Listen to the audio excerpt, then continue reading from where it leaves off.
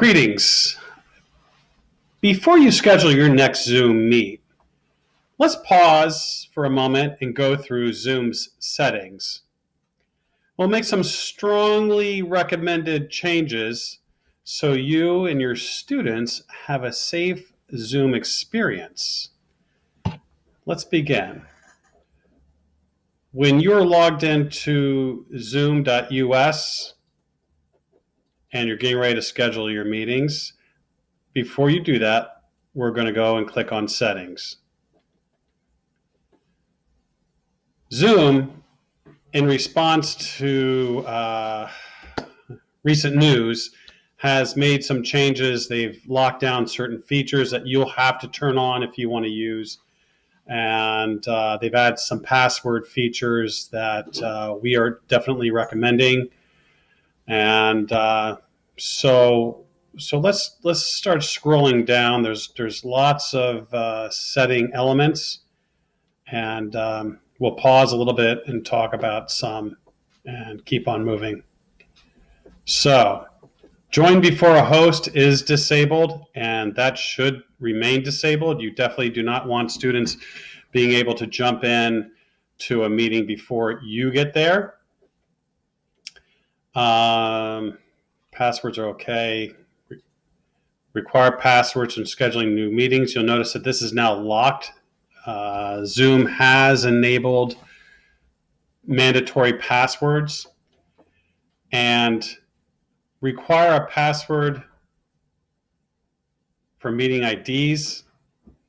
Here's the password field. Now, if you watched the previous video in this newsletter, you'll notice that we talked about passwords.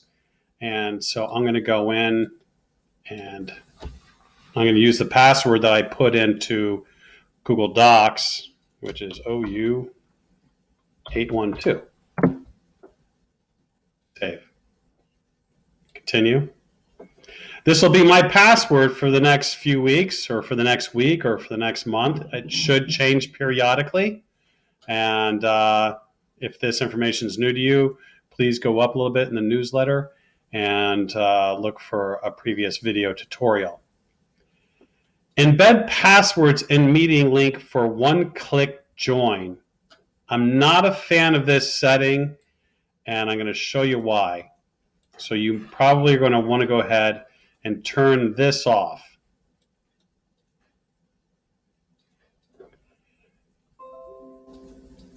We talked about using a Google password in a previous tutorial. In one instance, we were going to use the classroom code as our password. It's a super easy way for students to come and find a password that they had to log into with another username and password, so it is secure. We also talked about perhaps sharing a Google Doc with your students, My Zoom Password, where you can specify when you're going to change, what the password is, and other information.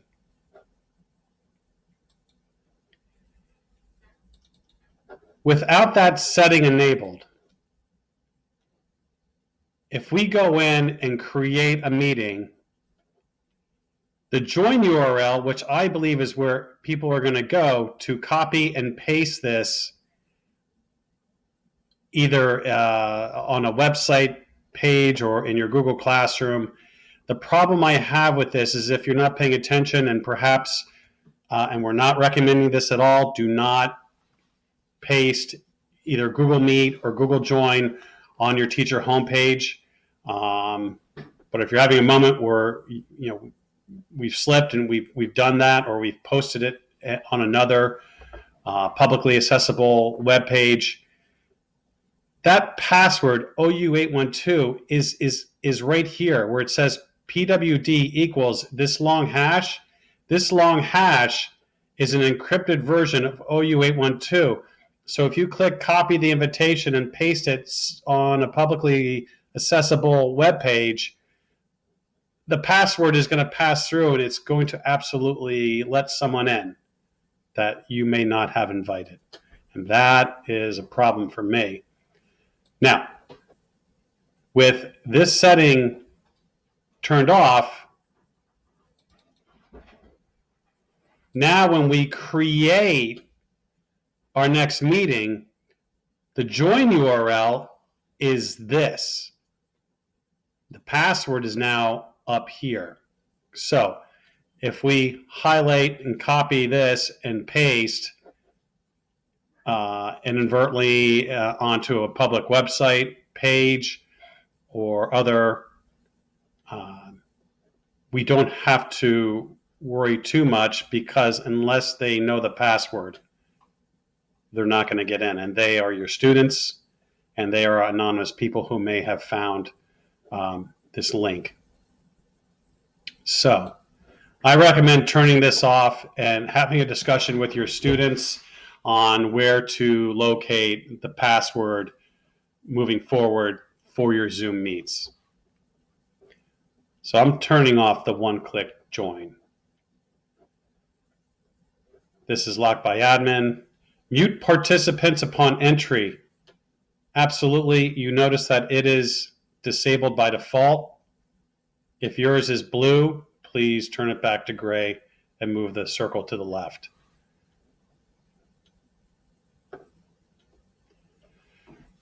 Chat. I don't think we're a fan of chat, so I'm also going to turn that off.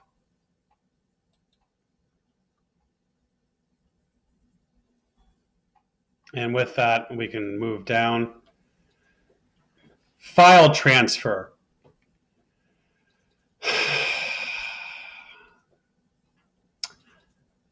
This should be disabled. I don't feel that hosts or participants should transfer files. If a student is using a home computer, you definitely do not want to transfer a file to that student's home computer. And you definitely do not want students passing files back to yours. And let me give you an example.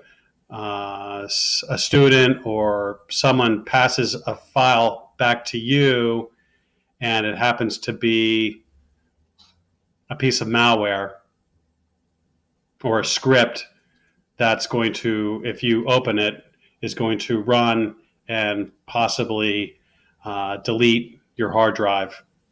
It's possible.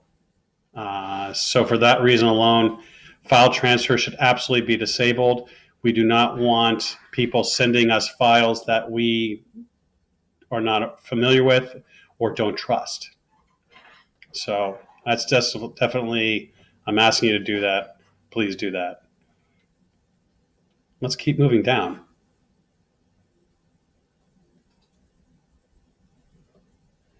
Screen sharing. My recommendation for screen sharing is to leave on, but this says all participants, which means your students can share their screen. I'm not a fan of that.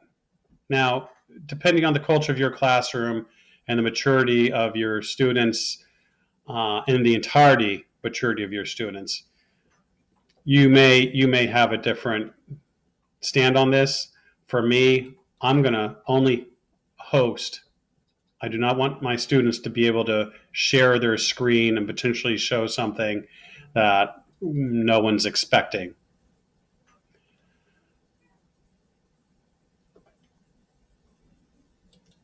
So we're going to save that setting.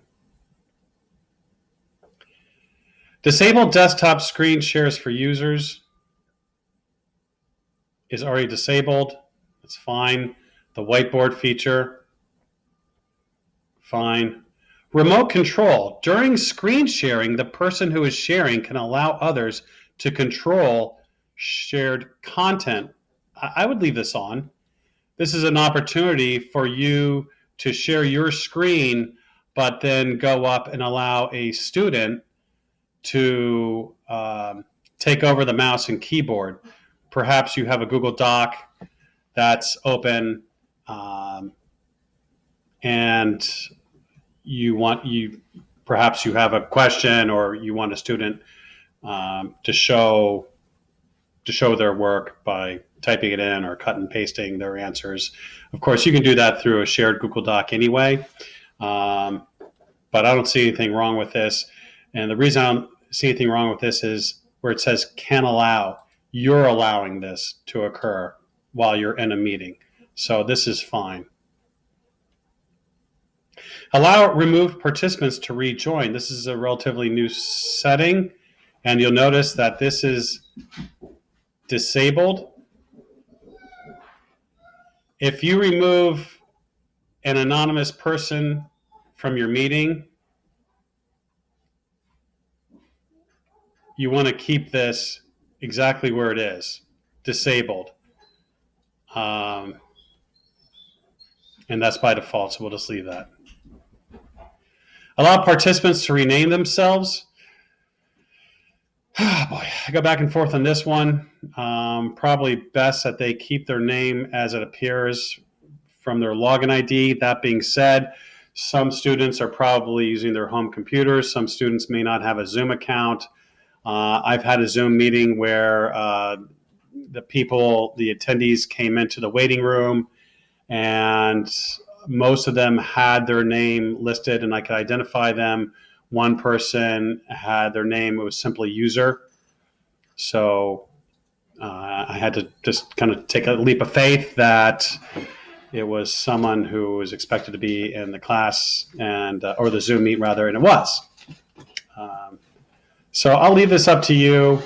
If students start going sideways and renaming themselves with silly names, you may want to go in and turn this off.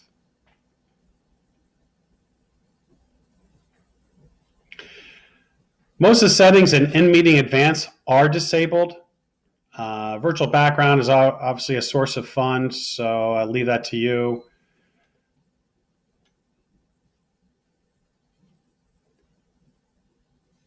And that's basically the settings that I think you should look over and review and make sure that these are disabled or tightened, that you feel that you're having a safe experience. With that being said, we can now go back and create our meetings.